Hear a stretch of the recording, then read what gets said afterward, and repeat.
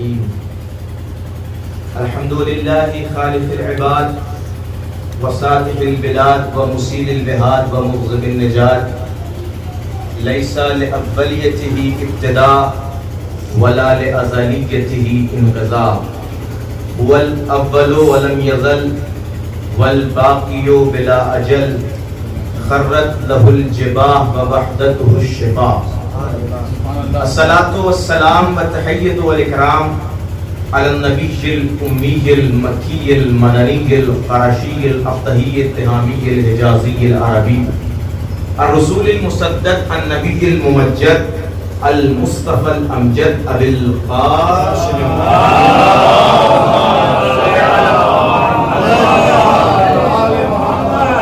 وعلى أهل بيت النبوة ومعدن الرسالة ومختلف الملائكة ومحبة الوحي وخزان العلم ومنتهى العلم وأصول الكرم وقادة الأمم وأولياء النعم وأناصر الأبرار ودائم الأخيار وساسة العباد وأركان البلاد وعباد الإيمان وأمن الرحمن وسلالة النبيين وصفة المرسلين وعترة خيرة رب العالمين وعلى أئمة الهدى ومثابيه الدجى وعلام التقى وذوي النهى وأولي الهجى وكهف الورى وورثة الأنبياء ومثل العالى والدعوة الحسنى وهجج الله على أهل الدنيا وعلى صاحب دعوة النبوية والصولة الحيدرية والإسمة الفاطمية والصلح الحسنية والشجاعة الحسينية والعبادة السجادية والآثار الباقرية والعلوم الجعفرية والعلوم الكاظمية والحجج الرضوية والجود التقوية والنقاوة النقوية والهيبة الأسكرية والغيبة المحدبية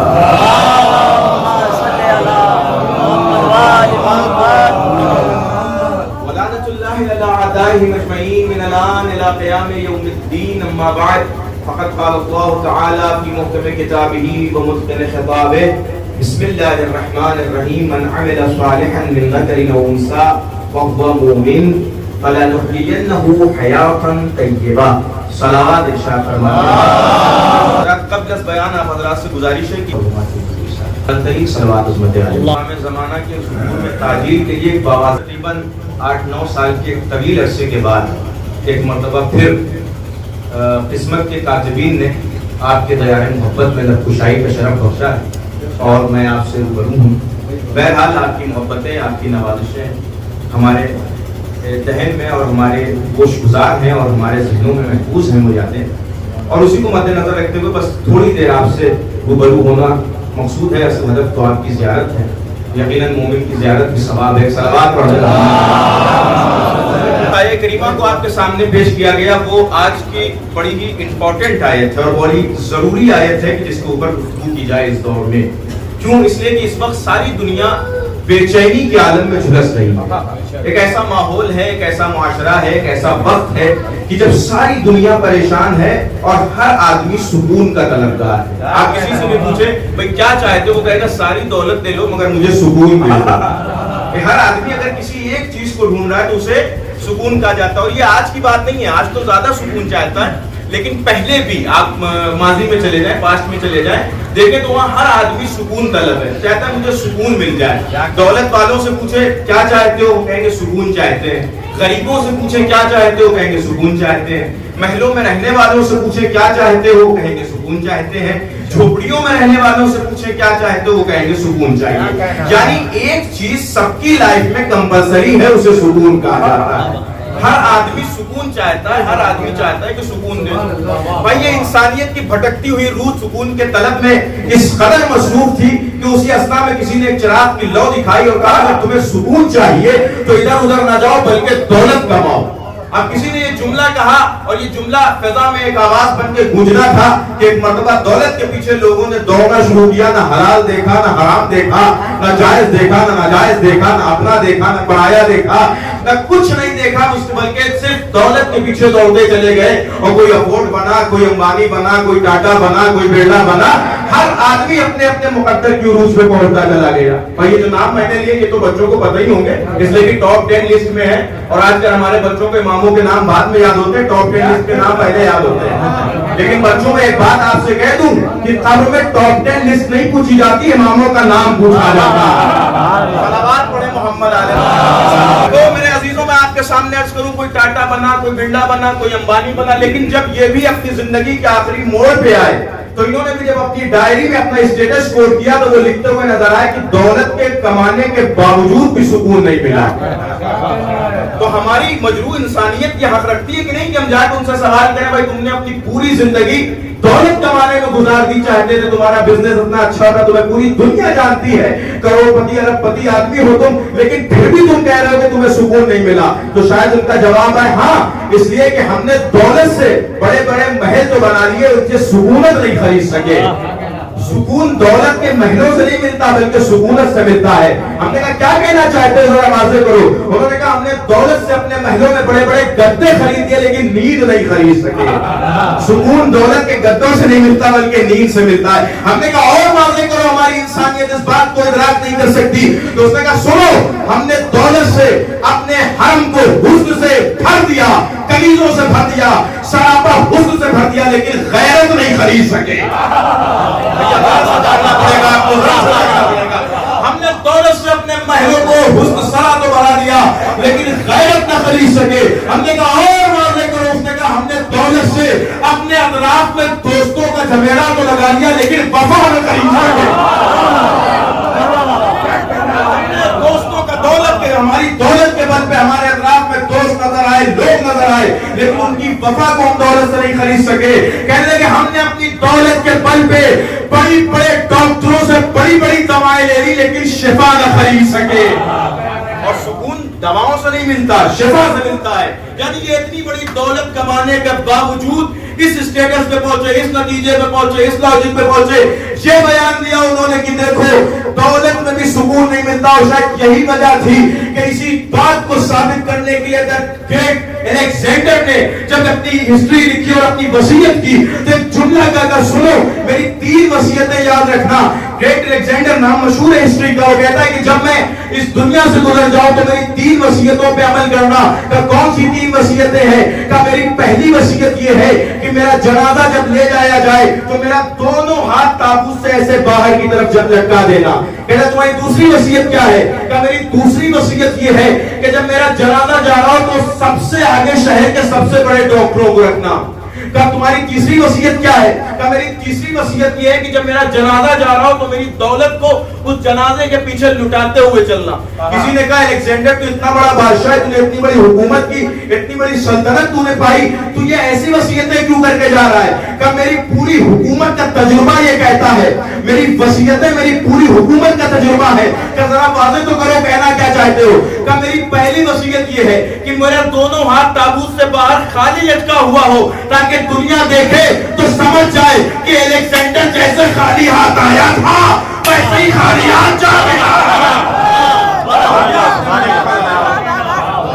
تاکہ دنیا سمجھ جائے کہ الیگزینڈر جیسے خالی ہاتھ آیا تھا ویسے ہی خالی ہاتھ جا رہا ہے. یہ دنیا, یہ دولت, یہ عیش, عیشہ کے خزانے, یہ سب کچھ یہی چھوڑے جا رہا ہے. اچھا تمہاری دوسری وصیت یہ کہ میرے جنازے میں سب سے آگے بڑے بڑے ڈاکٹرز کو رکھنا. یہ کیوں ہے؟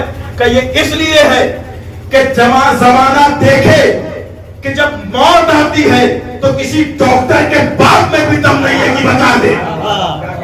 ہماری تیسری وصیت یہ کیا ہے کہ اپنی دولت کو میرے تابوت کے پیچھے لٹاتے ہوئے چلنا. تاکہ زمانہ سمجھے کہ جو کچھ الیگزینڈر نے کمایا تھا وہ یہی چھوڑے جا رہا.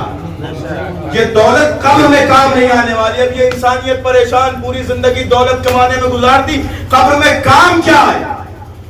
ٹینشن ہے نا, سکون چاہیے, یہاں بھی سکون چاہیے, وہاں بھی سکون چاہیے. یعنی پوری دنیا سکون کے پیچھے پریشان ہے. نبی نے یہی دیکھا, آواز دی میرے شیعوں پریشان نہ ہونا, محبت تھی وہ محبت اہل بیت تھی. نافع فی خمسۃ مواقف اولها القبر وعند الصراط وعند النشور وعند الحساب وعند الكتاب وعند الامامہ. کہتے ہیں نبی کہ سنو میری محبت اور ہمارے اہل بیت کی محبت تمہیں 6 جگہ پہ فائدہ پہنچائے گی. اس میں پہلی جگہ قبر ہے, دوسرے حساب ہے, تیسری کتاب ہے, چوتھی صراط ہے, 5ویں نہایت ہے. इंसानियत परेशान थी, वही अहले बैत का चाहने वाला मोहब्बत का दामन थामे हुए पुरसुकून खड़ा था। क्यों? इसलिए कि उसे पता है कि कब्र में मोहब्बत अहले बैत सहारा देगी, निजात मोहब्बत अहले बैत के जरिए फराहम होगी। बस मेरे अजीजों, मैं अपने टॉपिक पे आता हूँ। तो मेरे अजीजों, ये पूरी दुनिया सुकून चाहती है, पूरी जिंदगी। आप जिंदगी गुजार रहे हैं, लेकिन आपसे पूछे क्या चाहते हैं? पुरसुकून जिंदगी चाहते हैं। तो पुरसुकून जिंदगी कैसे मिले? दौलत वाला फार्मूला तो फेल हो गया, क्योंकि बड़े बड़े दौलतमंदों ने कह दिया कि साहब इसमें नहीं मिल सकती, तुम्हें अगर सुकून चाहिए तो सिर्फ दौलत नहीं, सुकून मिले कैसे? हमने कुरान के दामन को देखा तो कुरान के दामन में आयत का फूल नजर आया, और अल्लाह आवाज देता नजर आया कि मन अमिल सालिहन मिन ज़करिन व उन्सा, कि जो भी तुम में से अमल नेक अंजाम दे वह मोमिन, दूसरी शर्त ये कि वो मोमिन हो, फला नुहयिन्नहु हयातन तय्यबा, तो हम उसे जिंदगी पुरसुकून देंगे। इसका मतलब ये हुआ कि जिंदगी पुरसुकून अल्लाह देगा, बंदे के हाथ में नहीं है। और कर रहे हैं आप, अल्लाह ने खुद कुरान में कह दिया कि मैं जिंदगी दूंगा सुकून वाली, सुकून मैं दूंगा, तुम नहीं ले सकते सुकून। अब अगर सुकून चाहिए तो हमारे दरवाजे पे आना। अच्छा, दो शर्तें बता दी, कमन अमिला सालिहन, जो अमले नेक करे, वह मोमिन, और मोमिन हो। ये दो शर्तें होंगी तभी सुकून मिलेगा, तभी सुकून वाली जिंदगी मिलेगी। अच्छा, आप ये देखें, पहली शर्त अमल सालिह, दूसरी शर्त मोमिन। ये जो मोमिन वाली शर्त है ये हर जगह आपको मिलेगी। मैं आयतें पढ़ूं आपके सामने। कुरान ने आवाज दी, मुनज़्ज़िलुल कुरान नुनज़्ज़िलु मिनल कुरान मा हुवा शिफ़ाउन व रहमतुल लिल मोमिनीन व ला यज़ीदु ज़ालिमीन इल्ला ख़सारा। कुरान आवाज दे रहा है कि ये कुरान शिफा है लिल मोमिनीन, ईमान वालों के। और किया आपने, यानी कुरान ने पहले क्या कहा? सुकून वाली जिंदगी मोमिन के लिए, कुरान शिफा है मोमिन के लिए। सुनिए आयत, आवाज आई, बल अस्र इन्नल इंसान लफी खुस्र इल्ला लज़ीना आमनू, पूरे के पूरे इंसान खसारे में सिवाय किसके? ईमान वालों। अब सुनिए आयत, अलिफ लाम मीम ज़ालिकल किताब ला रैब फीह हुदल लिल मुत्तक़ीन अल्लज़ीना युमिनूना बिल गैब।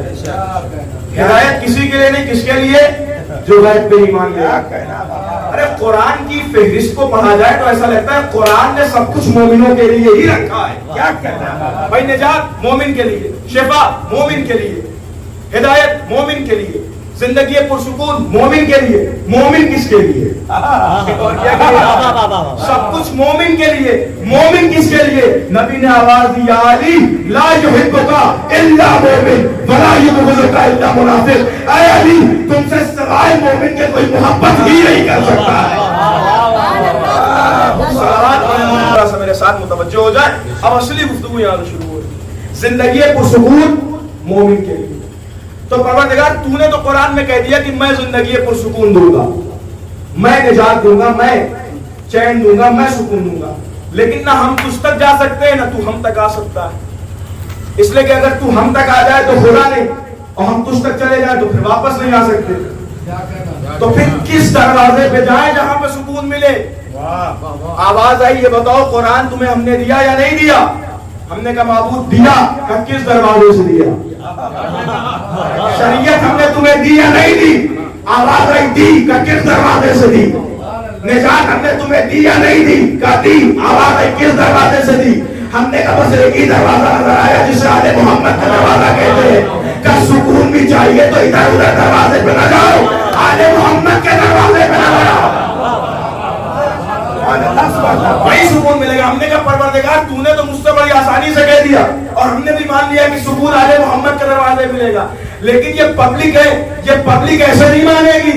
इसे चाहिए कुरान की आयत, इसलिए कि नहारी कुरान में मिले न मिले, सहरी कुरान में मिले न मिले, इफ्तार कुरान में मिले न मिले, लेकिन हम जो कहेंगे उसे कुरान में दिखाइए। तो अल्लाह ने कहा कि ये तो हमने तुम्हारे ऊपर छोड़ा ही नहीं, पढ़ो कुरान, देखो आयत। आवाज या अय्युहल्लज़ीना आमनू इस्तजीबू लिल्लाहि व लिर्रसूलि इज़ा दअाकुम लिमा युहयीकुम। ऐ ईमान लाने वालों, जब भी तुम्हें अल्लाह बुलाए या अल्लाह का रसूल बुलाए, फौरन दौड़ पड़ो। परवरदिगार क्यों? लिमा युहयीकुम, ताकि वो तुम्हें जिंदगी दे दे।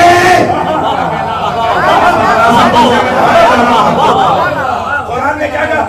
जब भी नबी बुलाए फौरन दौड़ो। क्यों? कहा इसलिए कि वो तुम्हें जिंदगी देगा। और कराया اس لیے کہ وہ تمہیں زندگی دے گا. میں نے کہا پروردگار تیرا خطاب ایمان والوں سے, ہمارے پاس تو زندگی پہلے ہی سے, اب کون سی زندگی دے گا؟ کہا ایسی زندگی نہیں دے گا جس سے تم راضی نہ ہو. پھر کون سی زندگی؟ کا پرسکون زندگی دے گا محمد. ہم نے کہا لیجیے قرآن نے فیصلہ کر دیا, اگر زندگی چاہیے تو محمد کی آواز میں لبیک کہنا پڑے گا. اب اگر محمد مسجد میں بلائے تو زندگی مسجد میں ہے, محمد ممبر پہ بلائے تو زندگی ممبر پہ ہے, محمد میدان میں بلائے تو زندگی میدان میں ہے, محمد کہیں بلائے زندگی وہی ہے. اب اگر کوئی محمد کے بلانے پہ آئے تو اس کا مطلب وہ زندگی کی طرف آیا, اور اگر کوئی محمد کو چھوڑ کے بھاگے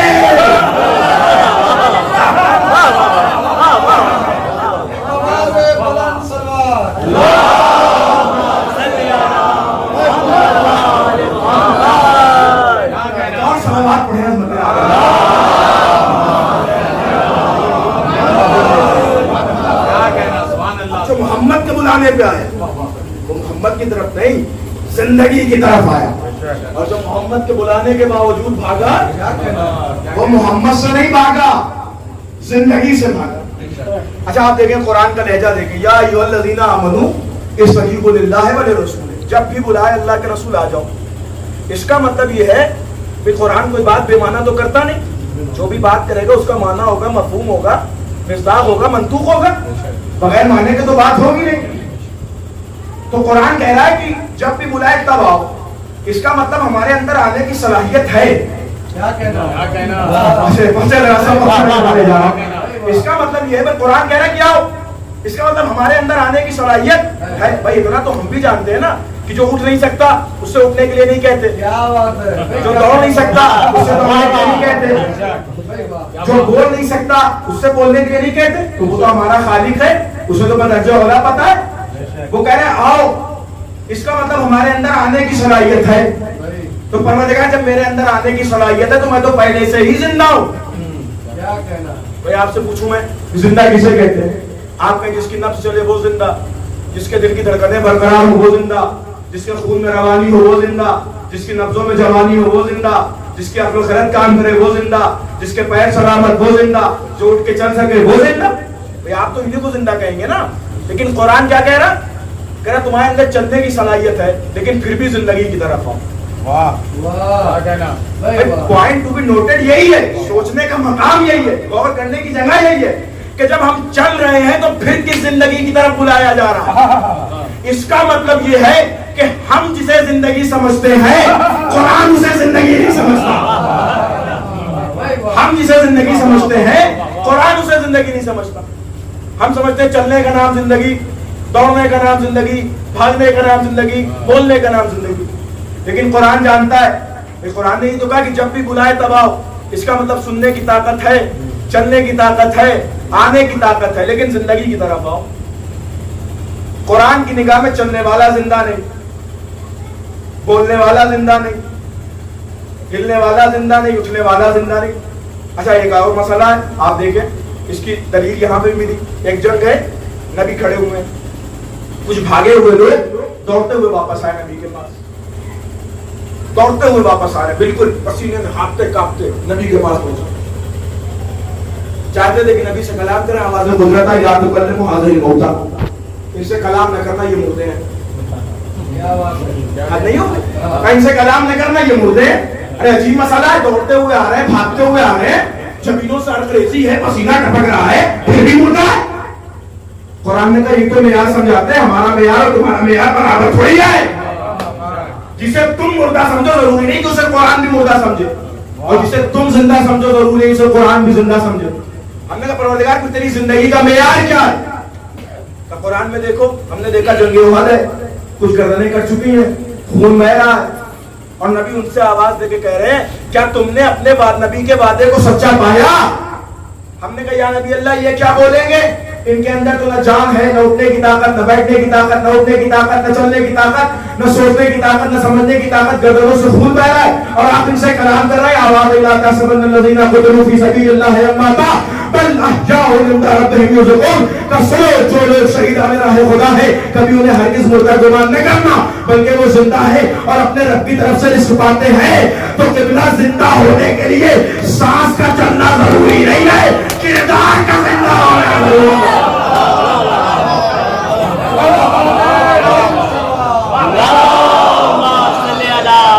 محمد وآل محمد۔ زندہ ہونے کے لیے سانس کا چلنا ضروری ہے، کردار کا زندہ ہونا ضروری ہے۔ یہاں کے نبی کہہ رہے ہیں کہ تم نے اپنے نبی کے وعدے کو سچا پایا کہ نہیں پایا؟ اس کا مطلب یہ ہے کہ وہ بول بھی سکتے ہیں، سن بھی سکتے ہیں۔ یہ نبی ایسے ہی تھوڑی بولیں گے کہ ہم اس سے نہیں بولتے جو سن نہیں سکتا، ہم اس سے تھوڑی بولیں گے جو سن نہیں سکتا۔ نبی بول رہے ہیں، اس کا مطلب وہ سن سکتے ہیں۔ نبی کہیں ایسی جگہ دیوار پر سر تھوڑی مارا جاتا ہے۔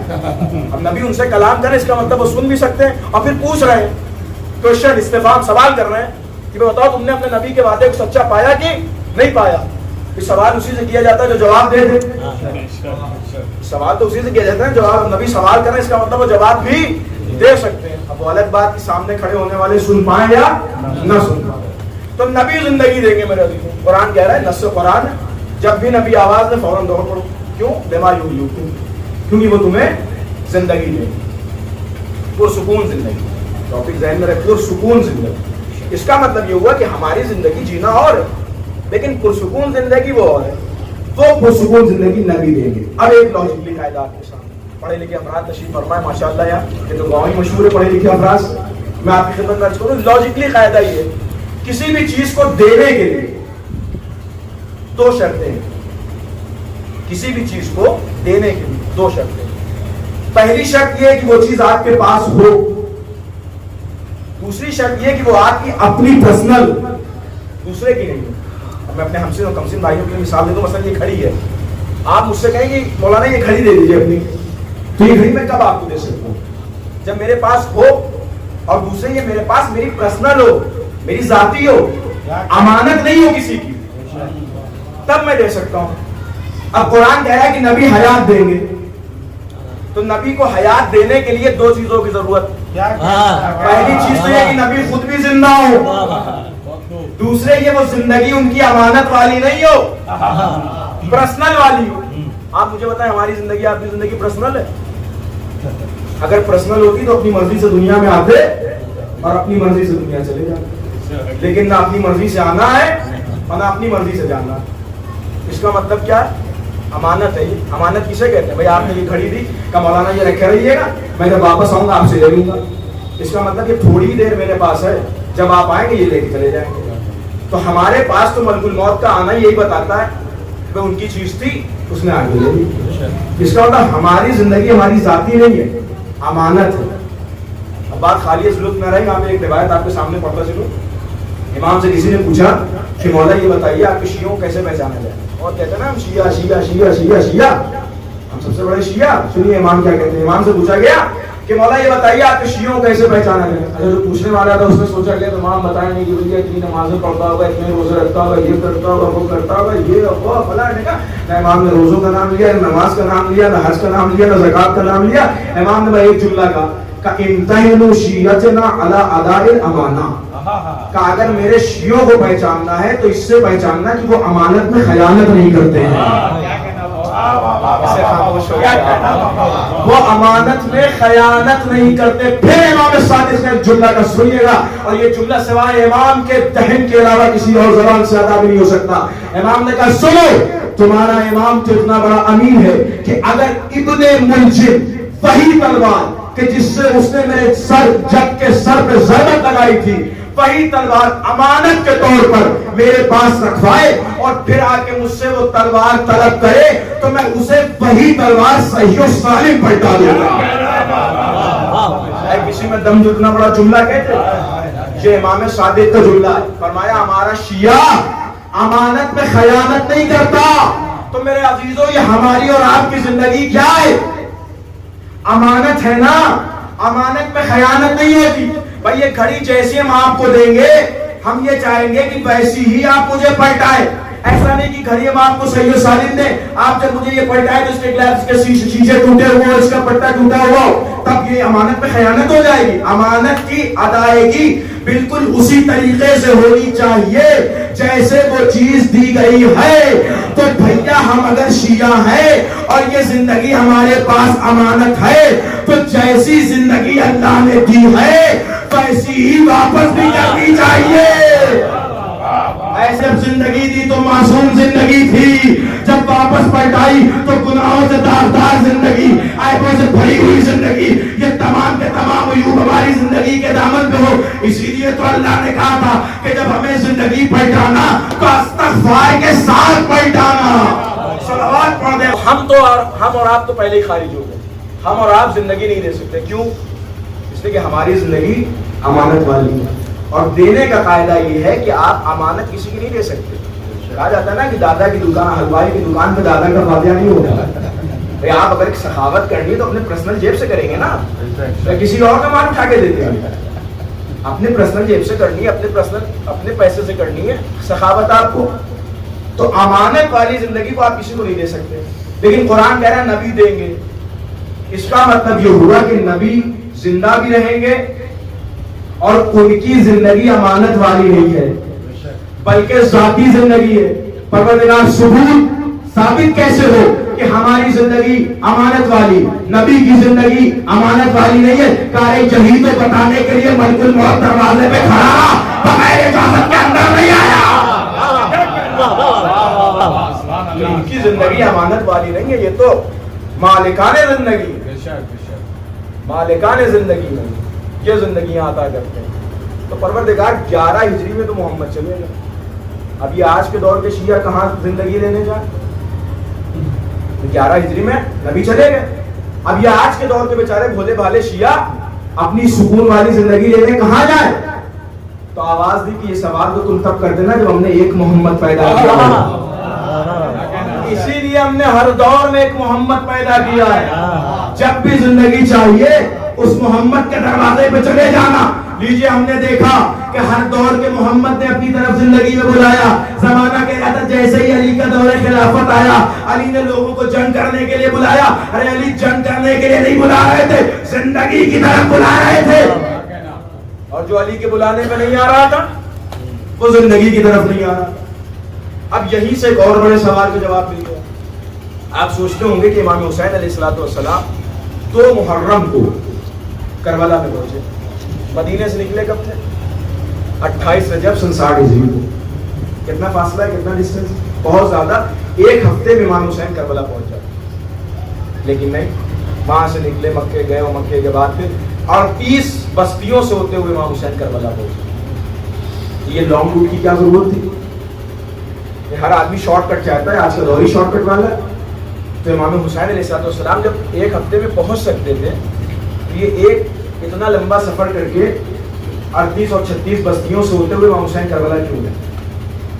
اس کا جواب یہیں سے ملتا ہے کہ امام حسین جس بستی سے جا رہے تھے ہر بستی سے ایک حر کو بلاتے ہوئے جا رہے تھے, اور ہر بستی میں دعوت حیات دیتے ہوئے جا رہے تھے کہ دیکھو اگر زندگی چاہیے تو میرے دروازے پہ آؤ. حسین زندگی کی طرف بلاتے جا رہے تھے, حسین زندگی کی طرف بلاتے جا رہے تھے, اور یہ بتاتے جا رہے تھے دیکھو اگر زندگی چاہیے تو کربلا میں آؤ, سکون چاہیے تو کربلا میں آؤ, سکون چاہیے تو کربلا میں. آپ یہ نہ پوچھو کہ حسین اتنے لمبے راستے سے کیوں جا رہے تھے, سب کو بلاتے ہوئے جا رہے تھے. اب جو آیا کوئی حر بنا, کوئی زہیر بنا, کوئی سعید بنا, کوئی دیبلے, کوئی کچھ بنا, کوئی حر بنا, کوئی سعید بنا, کوئی زہیر قین بنا. یہ کون لوگ تھے؟ یہ وہی تھے جو حسین کی آواز پہ لبیک کہتے ہوئے زندگی کو اپنانے لگے. لیکن وہی کوئی ایسا بھی تھا کہ جس نے حسین کی آواز سنی تو لیکن حسین کی طرف نہیں آیا. وہ یہ سوچ رہا تھا کہ حسین تو کربلا میں قتل ہونے جا رہے ہیں, حسین تو کربلا میں شہید ہونے جا رہے ہیں, ہم حسین کے ساتھ رہیں گے, ہم بھی مارے جائیں گے, ہم بھی قتل کیے جائیں گے, تو لہذا حسین کے پاس نہیں جانا چاہیے, حسین کے ساتھ نہیں جانا چاہیے. لیکن اسے کیا پتا تھا جو حسین کے ساتھ جا رہے ہیں وہ قیامت تک زندہ رہیں گے, جو حسین کو چھوڑ رہے ہیں نہ ان کا پتا آج مل رہا تھا نہ کل ملے گا, قیامت تک وہ زندہ رہیں گے. اور آپ دیکھیں یہ وجہ کہ آج ہم قیامت تک باقی ہیں. آج ہمارا کوئی مرنے والا مر جاتا ہے فوراً مجلس منعقد ہوتی ہے. کیوں ہوتی ہے؟ کیوں فوراً مجلس منعقد ہوتی ہے؟ اور بھی تو واجبات ہیں, نماز ہے, روزہ ہے, حج ہے, زکات ہے, کچھ بھی کروا دیں. سوال بھی ہوتا ہے لوگوں سے, بعض ہمارے بزرگوں سے اور بعض جوانوں سے, صاحب آپ لوگ اتنی پڑھی لکھی قوم ہے لیکن پھر بھی جیسے ہی کوئی مرتا ہے آپ لوگ فوراً تیجے میں اور چالیسویں میں اور چھماہی میں اور برسی میں اس میں لگ جاتے ہیں. ارے جائیے کچھ نماز پڑھوائیے, کچھ روزہ رکھوائیے, اس کی طرف سے صدقہ کیجیے, خیرات کیجیے, تمام چیز. یہ مجلس کو آپ اتنی امپورٹینس کیوں دیتے ہیں؟ دیکھیے ہمارے یہاں کوئی کام بغیر لاجک کے نہیں ہوتا. اب کو الگ بات ہے کہ کچھ لوگ بڑے ہو جاتے ہیں لیکن دماغ کے اعتبار سے میچور نہیں ہوتے, کچھ بھی بول دیتے ہیں. لاجک کی بات تو لاجک والے سمجھ پائیں گے نا, جن کے پاس آپ لوگ ہی تو مندوں کی بات سمجھیں گے.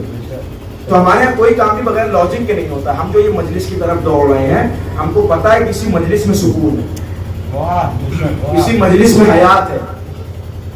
آپ ایک قطرہ لیے ہوں ہاتھ پہ, ایک قطرہ پانی ہاتھ پہ لیے ہوں, کتنی دیر آپ اس کو سنبھال سکتے ہیں؟ کتنی دیر سنبھال سکتے ہیں؟ تھوڑی دیر میں سوکھ جائے گا یا گر جائے گا یا مطلب اسی پہ فنا ہو جائے گا. لیکن آپ کے ہاتھ میں جو قطرہ ہے آپ اسی کو لے جا کے سمندر میں ڈال دیں, آپ بتائیں وہ قطرہ کب تک زندہ رہے گا؟ آپ کہیں گے جب تک سمندر باقی ہے تب تک وہ قطرہ باقی ہے. نہیں پہنچے آپ آیا آپ کو. آپ کہیں گے جب تک وہ سمندر باقی ہے تب تک وہ قطرہ باقی ہے. اگر یہ قطرہ سمندر سے الگ ہوتا کتنی دیر زندہ ہوتا؟ 1 گھنٹہ 2 گھنٹہ, ختم ہو جاتا, فنا ہو جاتا. لیکن اسی قطرے کو آپ نے سمندر میں ملا دیا. اب جب تک سمندر رہے گا تب تک قطرہ رہے گا. ہمارے غم ایک قطرے کی مانند ہے, حسین کا غم ایک سمندر کے مانند ہے. ہم اپنے غم میں فرش اعلیٰ اسی لیے بچھاتے ہیں, اپنے قطرے کو سمندر میں ملا دیتے ہیں.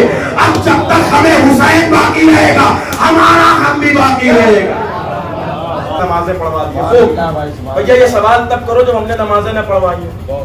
ایسا تھوڑی کہ نماز کے منکر ہے, نماز کے مخالف ہے, نمازیں بھی پڑھواتے ہیں, حج بھی کرواتے ہیں, روزے بھی کرواتے ہیں. لیکن اگر ضد ہی اسی بات پہ ہے کہ مجلس کیوں کرواتے ہیں تو پھر سنیے کیوں کرواتے ہیں. مرنے والا مر گیا, خوب آپ آئے مولوی صاحب کے پاس, قبلہ ہمارے مرحوم کی اتنے دن کی نمازیں تھیں, آپ پڑھوا دی. انہوں نے کہا بھائی اتنا جا رہا ہوگا اور یہ پڑھ دیا. خوب آپ نے پڑھوا دی, نمازیں پڑھوائی جاتی ہیں جیسے 1 سال کی نماز مثال کے طور پہ آپ نے پڑھوا دی. اب 1 سال بعد آپ پہنچے, مولوی صاحب نماز پڑھ دی ہمارے مرحوم کی, جی پڑھ دی. مولوی صاحب یہ بتائیے قبول ہوئی کہ نہیں ہوئی؟ کیا کہنا بھائی, کیا سوال کرنا ہے آپ؟ کوئی سوال ہے؟ مولوی صاحب نماز پڑھوائی, میں نے پیسہ دیا ہے, قبول ہوئی کہ نہیں ہوئی؟ ارے یہ کوئی سوال ہے؟ ارے مولوی صاحب آپ اتنے پڑھے لکھے آدمی, یہاں سے پڑھ کے آئے وہاں سے پڑھ کے آئے, قبول ہوئی کہ نہیں ہوئی؟ کہنے قبلہ دیکھیے نماز پڑھنا ہمارا کام تھا, قبول کرنا نہ کرنا یہ اللہ کا کام ہے. یہ تو وہاں پتہ چلے گا قبول ہوئی کہ نہیں ہوئی. اچھا روزہ رکھوایا آپ نے, روزہ رکھنے کے بعد پہنچ گئے مولوی صاحب کے گھر پہ, دروازہ کے کھڑا ہے, کیا وہ سر روزہ رکھ دیا؟ سب ہاں ہو گئے, سب قبول ہوئے. عجیب آدمی ہے. روزہ رکھنا میرا کام تھا, قبول کرنا نہ کرنا یہ تو اللہ کا کام ہے. اب یہ تو وہاں پتہ چلے گا نا قبول ہوئی یا نہیں. اسی طرح آپ تمام عبادت رکھ لیں, تمام عبادت انجام دینے کے بعد تو اتنا بڑا مولوی نہیں ہے جو ضمانت لے لے کہ یہ تمہاری عبادت قبول ہو گئی. کوئی مولوی گارنٹی وارنٹی نہیں لیتا کہ ہم نے جو نمازیں پڑھی ہیں وہ قبول ہو گئی, ہم نے جو روزے رکھے ہیں وہ قبول ہو گئے. کیونکہ وہ جو تمام شرائط ہے اس پہ کوئی ابھر ہی نہیں پا رہا, ابھر ہی نہیں پا رہا, تو کیسے گارنٹی لے لے گا. لیکن آؤ میں تمہیں روایت دکھاتا ہوں, شہزادی فرماتی ہے کہ فرش اعلیٰ بچھانا تمہارا کام ہے, قبول کروانا ہمارا کام ہے. نعرہ حیدر تلوار, شہزادہ بچھانا تمہارا کام ہے, قبول کروانا ہمارا کام. اور سنیے لاجک, اب ایک دلیل اور خوب. ایک تو یہ کہ شہزادی قبول کروائی, دوسرے آپ فرش شہزادہ بیٹھے ہیں, ہمارا عقیدہ بھی ہے, روایت بھی ہے کہ ہم سے پہلے جہاں بھی فرش شہزادہ بچتا ہے ائمہ آتے ہیں, معصومین آتے ہیں. خوب ہم ائمہ معصومین بیٹھے ہوں. اب ذاکر ممبر پہ آ کے کہتا ہے کہ آپ حضرات سے گزارش ہے کہ 1 مرتبہ سورہ الحمد اور 3 مرتبہ سورہ اخلاص کی تلاوت فرماتے ہیں, فلاں مرحوم کو پڑھ دیجیے. انہوں نے پڑھا, آپ نے پڑھا, آپ نے پڑھا, آپ سب نے پڑھا. لیکن اب میں آپ سے پوچھوں کہ یہ بتائیے سورہ حمد پڑھا آپ نے؟ بہت ہی اچھے طریقے سے پڑھا, بہت قاعدے سے پڑھا. بچپن میں ہم نے قرات بھی سیکھی تھی اور تعلیم بھی سیکھی تھی, ہمیں پتا ہے کہ عین کہاں سے ادا ہوتا ہے, قاف کہاں سے ادا ہوتا ہے. ہم نے کہا اچھا یہ بتائیے آپ نے بہت ہی اچھے طریقے سے پڑھا, قبول ہوا کہ نہیں ہوا؟ آپ کہیں مولانا یہ گارنٹی تم نہیں لے سکتے. بہت اچھے طریقے سے پڑھاؤ لیکن پتہ نہیں ہمارا ذہن کہاں ہو, ہمارے تلفظ کی ادائیگی کیسی ہو, پتہ نہیں جو ہم پڑھ رہے ہیں وہ خدا قبول بھی کرے یا نہ کرے, یا کون سا ہمارا گناہ مانے ہو جو ہمارا پڑھنا ہو وہی نہ جائے. تمام باتیں, تمام وجوہات ہیں. آپ اپنے پڑھے ہوئے عمل کی بھی ذمہ داری نہیں لے سکتے. آپ نے جو سورہ فاتحہ پڑھا اس کی ذمہ داری آپ نہیں لے سکتے. جتنی عبادتیں ہو رہی ہیں سب امیدیں رجا ہو رہی ہیں کہ پروردگار تو رحمان ہے, تو رحیم ہے, تو داتا ہے, تو قبول کر لینا. یہ تو ہم اس طرح سے عبادت کہاں کر پا رہے جیسے ہم سے مانگی گئی ہے. لیکن اسی فرض پر اہل بیت بھی ہوتے ہیں. کیا کہنا ذاکر جب کہتا ہے تو اہل بیت بھی سورہ حمد پڑھتے ہوں گے. ہے کسی میں دم جو کہہ دے کہ ان کا قبول ہوا کہ نہیں ہوا. بھائی وہ بھی تو, ارے جن کے لبوں کی جنبش کا نام قرآن ہو ان کے قرآن کے قبول ہونے میں کوئی شک ہوگا. اس لیے بچھاتے ہیں فرش. کہتے ہیں سکون کا. امام حسین کربلا میں جو بلا رہے تھے وہ سکون کی طرف بلا رہے تھے. تو سکون چاہیے تو ہمارے پاس ہو. ساری بستیوں سے ہوتے ہوئے امام حسین کربلا میں لے گئے. اچھا پھر کیا ہوا, اب ایک جملہ سنے بس مجلس تمام کر دوں. صبح عاشور صاحب جا رہے ہیں, پورے کربلا میں ایک ایک اصحاب سب شہید ہو گئے. اس کے بعد کیا ہوا, میں امام حسین نے ایک جملہ کہا, حل من ناصرین ینصرنا, کوئی مدد کرے. اب اس جملے کے ساتھ تحقیق شروع. ارباب مقاتل رائٹرز اپنے اپنے چیزیں لے کے آ گئے, اپنے اپنے مقاتل یہ کہہ رہے تھے کہ اب ان کے پاس نہ قاسم ہے نہ اکبر ہیں, سب مر گئے ہیں, یہ امام بتا